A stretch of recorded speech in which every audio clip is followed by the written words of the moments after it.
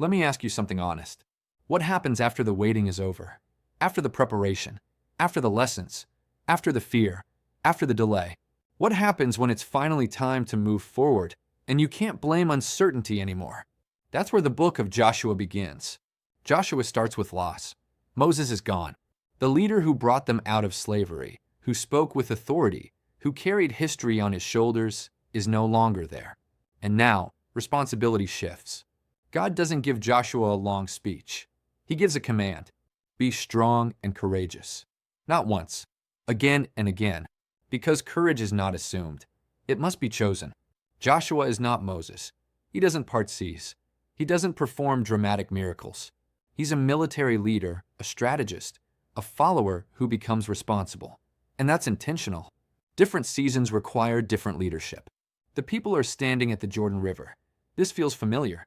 Another body of water. Another moment of fear. But this time, something changes.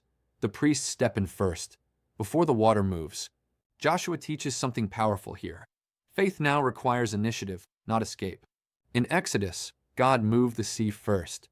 In Joshua, the people move first. Growth changes expectations. The Jordan opens, not as spectacle, as confirmation. The past is not repeating. It's progressing. Then comes Jericho, and this is where people misunderstand the book. They think Joshua is about violence. But before any walls fall, something else happens. Silence. Walking. Waiting. The people march quietly. No weapons raised. No shouting. No rushing. Obedience before strategy. Jericho falls without battle. And that's the point. Joshua shows that not every obstacle falls through force. Some fall through trust and timing. But Joshua doesn't hide complexity.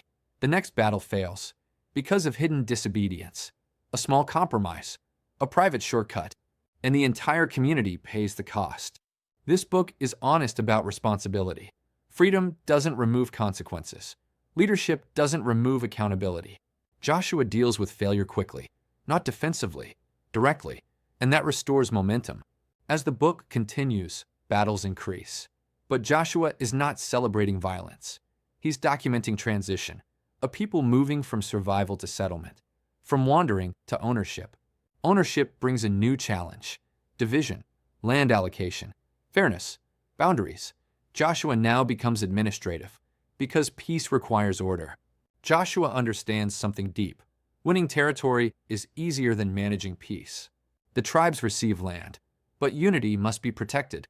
Joshua mediates conflict, prevents civil war. Leadership now looks like restraint. As Joshua ages, the tone shifts.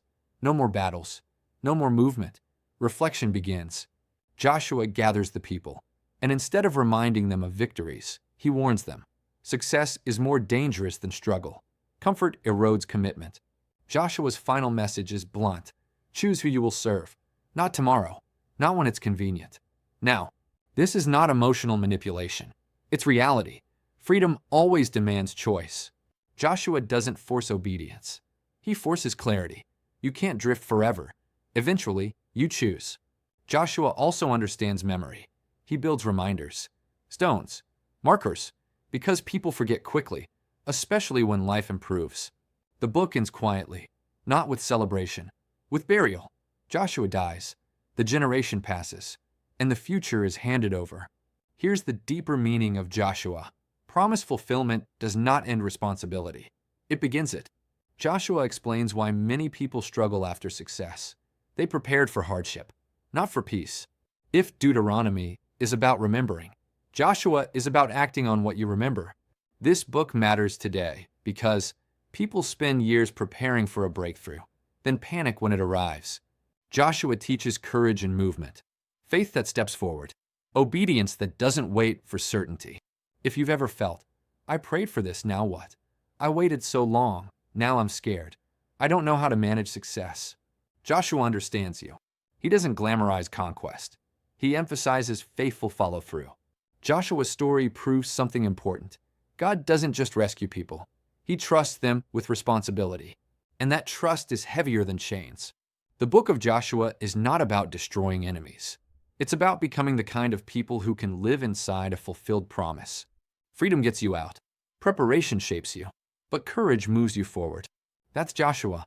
Not flashy, not mystical, but necessary.